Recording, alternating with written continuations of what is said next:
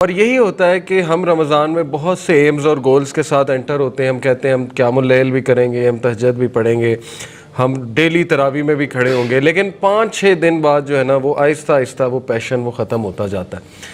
وجہ یہی ہے کہ ہم نے پہلے سے اپنے آپ کو تھوڑا وارم اپ نہیں کیا. وارم اپ ایکسرسائز بہت ضروری ہے رمضان سے. جیسے اگر کسی نے میراتھن میں بھاگنا ہے تو وہ 10-15 دن پہلے بس 1-1 کلومیٹر بھاگنا شروع کر دیتا ہے, اپنے مسلز کو فلیکس کرنا شروع کر دیتا ہے, تاکہ جب وہ مومنٹ آئے تو وہ ٹائرڈ نہ ہو جائے اور اس کے پہلے سے جو ہے وہ ایک سٹیمنا بھی بنا ہو اور پہلے سے اس میں وہ سکت بھی ہو.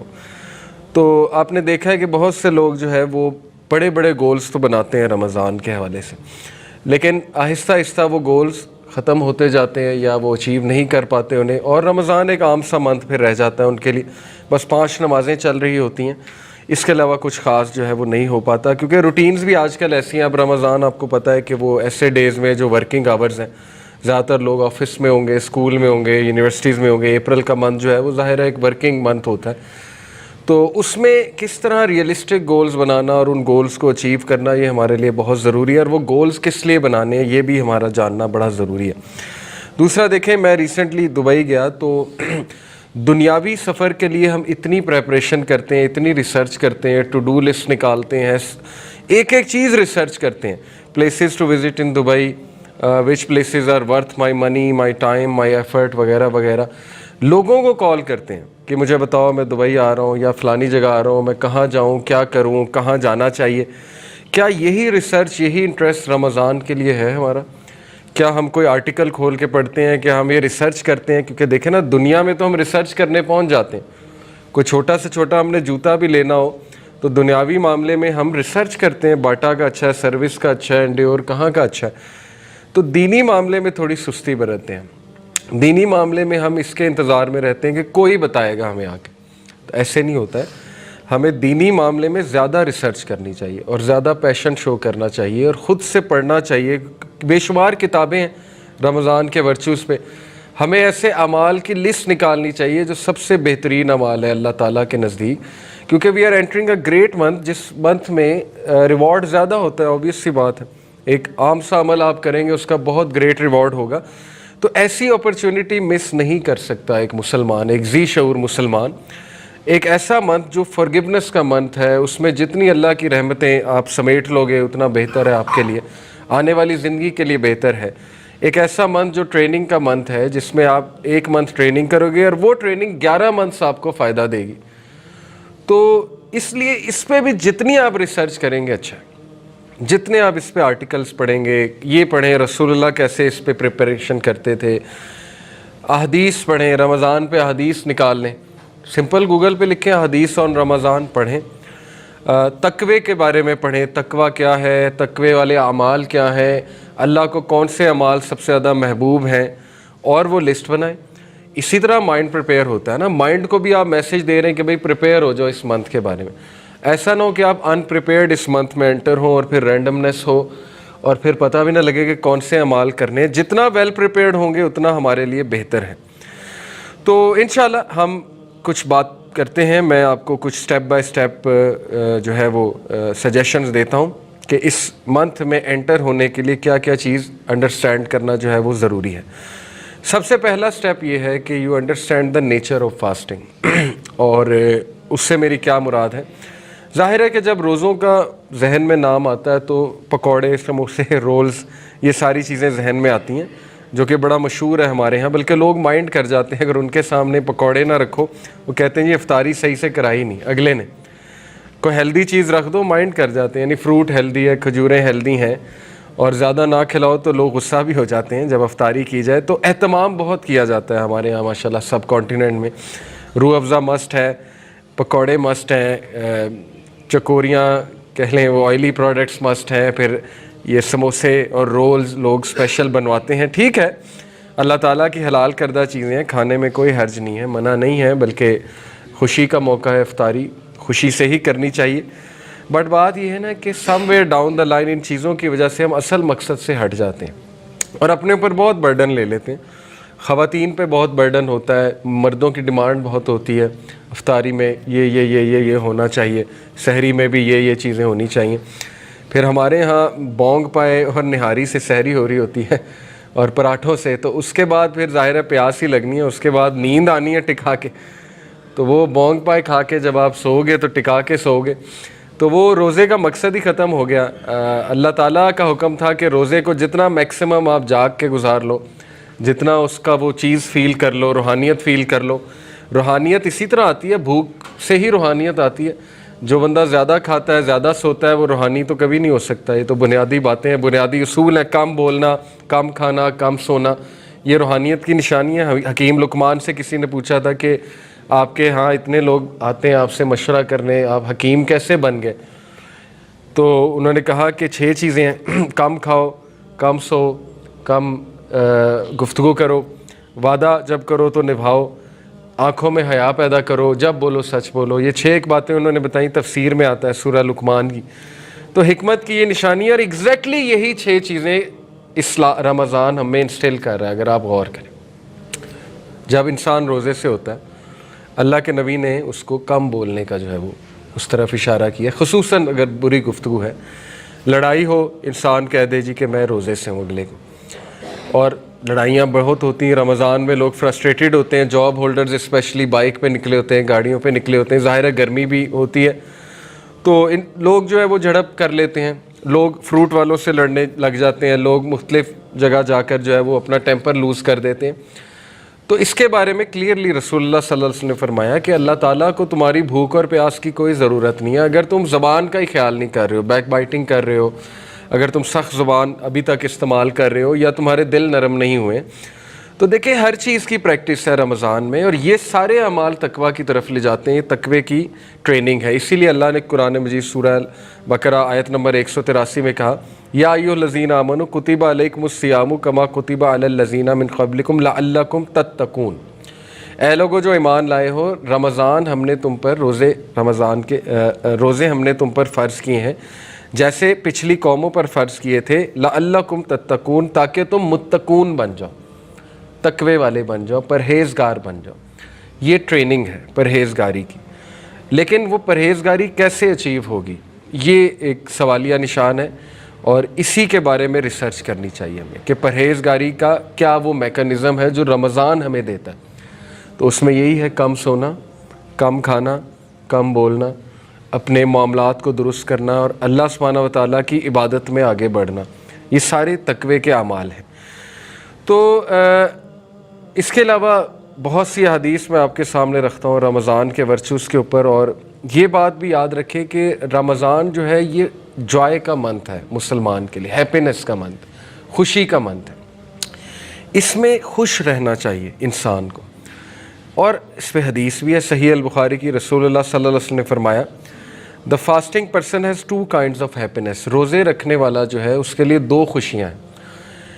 ایک happiness when he breaks his fast, وہ فطری ہیپینس ہے، خوشی کس بات کی ہوتی ہے کہ اللہ نے میرا روزہ قبول کیا انشاءاللہ، جب ہم دعا پڑھتے ہیں ظاہر ہے روزے افطاری کی۔ دوسرا خوشی یہ کہ جب انسان کی رگیں تر ہوتی ہیں، جب انسان جو ہے اس کی پیاس بجھتی ہے، انسان کھانا کھاتا ہے، اللہ کی نعمت کا شکر کرتا ہے، اور مزید اپریشیٹ کرتا ہے کہ مجھے اللہ نے کتنی نعمتیں دی ہیں، کھانے کو دیا ہے۔ اور یہ ایک فطری بات ہے کہ جب انسان ایک چیز سے دور رہتا ہے اور پھر اس کا استعمال کرتا ہے تو اس میں گریٹیٹیوڈ بھی آتا ہے، اور سائنٹیفکلی اسپیکنگ گریٹیٹیوڈ ہمیں ہیپینس کی طرف لے جاتا ہے۔ شکر گزاری ہمارے برین کے کچھ ایسے سینٹرز سے جڑا ہوا ہے کہ وہاں سے ظاہر ہے کچھ کیمیکلز ریلیز ہوتے ہیں، جو سیروٹونن جیسے ہیپینس کا کیمیکل ہے، یہ ہیپینس کے کیمیکلز ہیں جو گریٹیٹیوڈ والے رویے سے ایکسکریٹ ہوتے ہیں، آپ کہہ لیں نکلتے ہیں۔ تو شکر گزاری ہمیں سکھاتا ہے رمضان، ایک تو یہ۔ دوسرا happiness when he meets his lord, دوسری خوشی ہوگی جب وہ اپنے رب سے ملاقات کرے گا، کیونکہ اللہ تعالیٰ جو ہے وہ روزے داروں کی خاص جو ہے وہ ظاہر ہے ان کو ٹریٹ کریں گے قیامت والے دن، بلکہ حدیث میں آتا ہے کہ ایک خاص دروازہ جنت کا وہ روزے داروں کے لیے، وہاں سے صرف روزے دار گزریں گے۔ تو اس قدر یہ امپورٹنٹ منتھ ہے کہ اس کے حوالے سے رسول اللہ صلی اللہ علیہ وسلم 6 ماہ پہلے سے ٹریننگ شروع کر دیتے تھے۔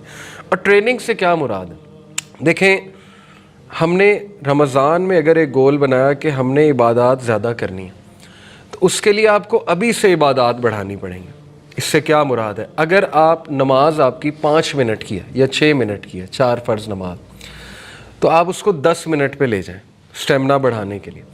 اگر آپ صرف ابھی سنتیں نہیں پڑھ رہے، صرف فرائض پڑھ رہے ہیں، جو کہ بہت سے ہم لوگوں کی عادت بن چکی ہے، تو آپ 12 سنت کو واپس لے کر آئیں ابھی سے، کیونکہ پروفٹ صلی اللہ علیہ وسلم نے کہا کہ جو شخص دن میں 12 سنتیں ادا کرتا ہے، فجر کی 2، ظہر کی 4 اور 2 8 ہو گئیں، مغرب کی 2 10 ہو گئیں، اور عشاء کی 2، یہ حدیث صحیح حدیث سے ثابت ہے۔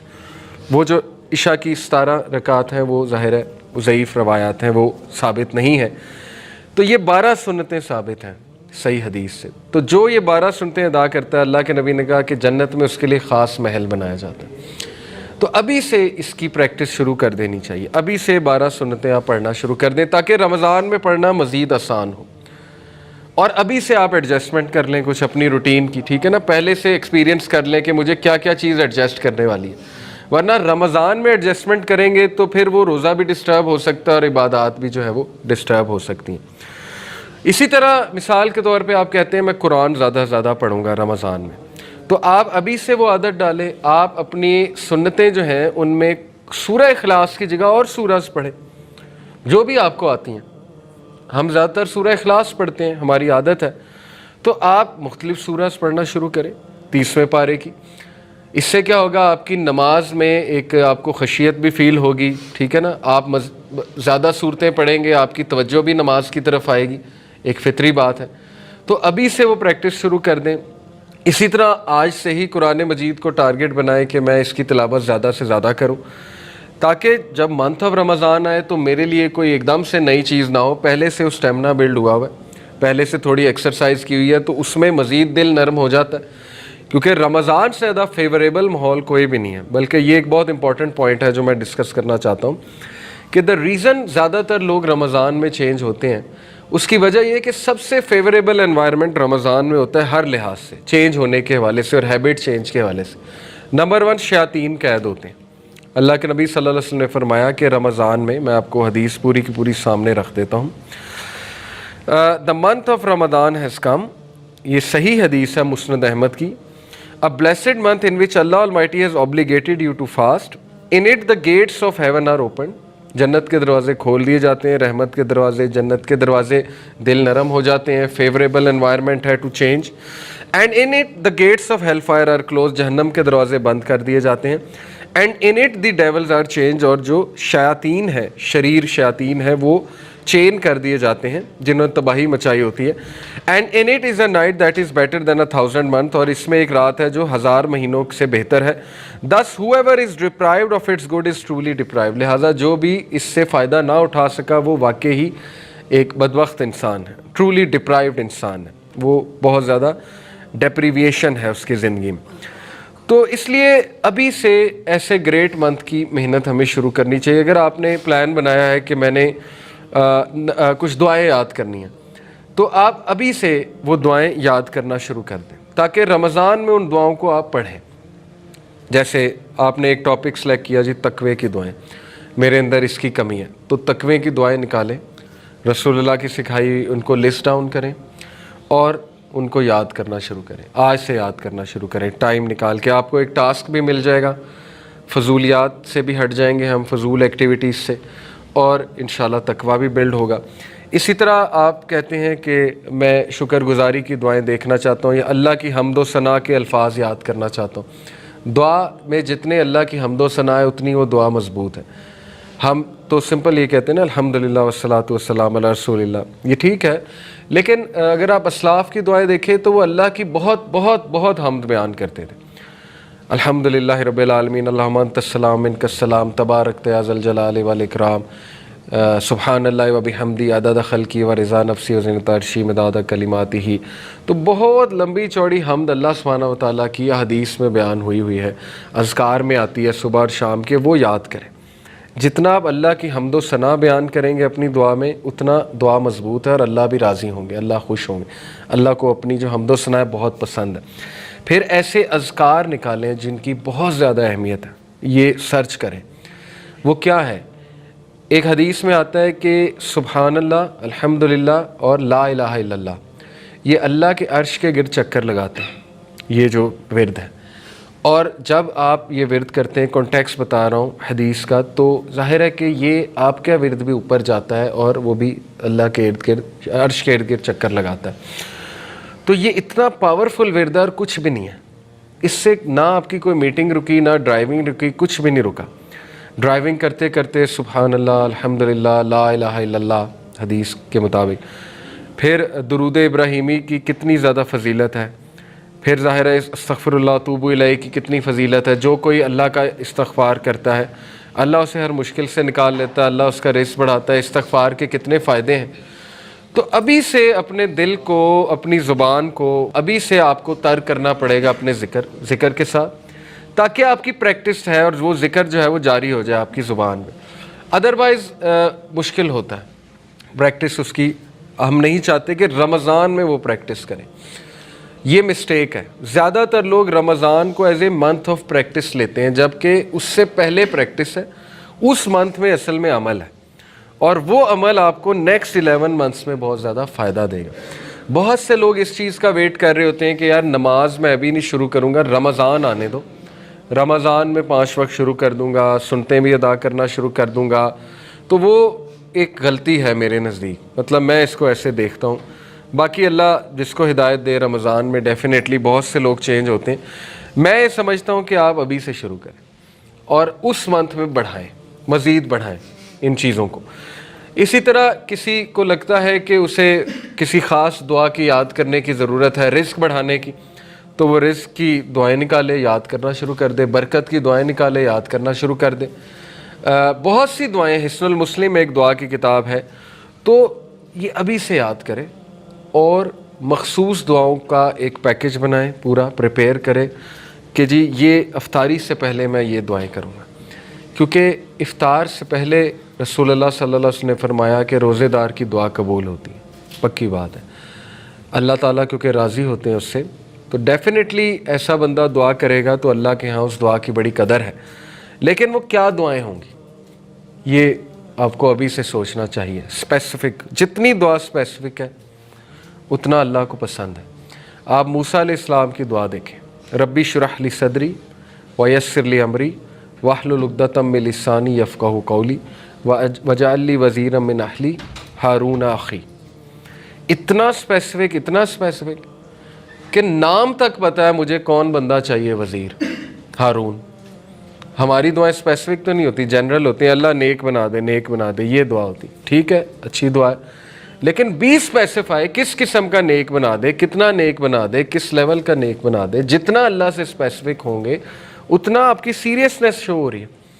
ٹھیک ہے نا. حضرت موسیٰ کو پتا تھا کہ مجھے کیا چاہیے، میرا سینہ کھول دے، مشن کے لیے یہ چیز چاہیے انہیں.